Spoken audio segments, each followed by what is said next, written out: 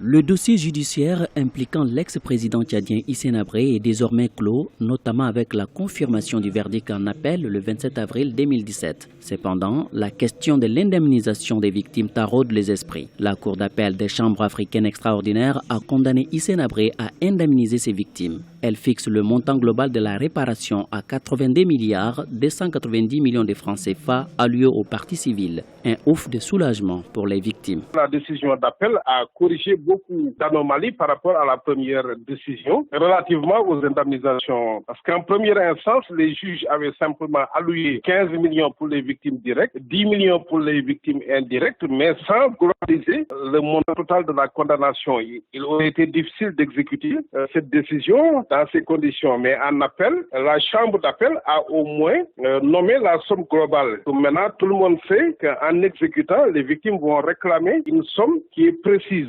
En appel, les juges ont indiqué que les biens saisis seront vendus et versés dans un fonds mis en place pour indemniser les victimes. Ce fonds dépend de l'Union africaine organisatrice du procès. L'institution panafricaine a désormais une lourde responsabilité, réunir la totalité des fonds nécessaires pour l'indemnisation des victimes du régime de l'ancien président tchadien Hissène Habré. L'Union africaine doit avoir les moyens de sa politique. On ne peut pas s'engager dans une perspective d'une justice pénale efficiente avec des crimes massifs comme les crimes contre l'humanité, crimes de guerre, crimes de torture, mettre en place un tribunal et ne pas pouvoir supporter évidemment les indemnisations qui pourraient en résulter. Donc c'est un challenge aujourd'hui pour l'Afrique de montrer qu'elle est capable d'abord d'organiser des procès internationaux en respectant les standards, mais également, évidemment, d'aller jusqu'au bout. Et il est évident que ce procès aurait un coût inachevé si l'indemnisation n'était pas effective.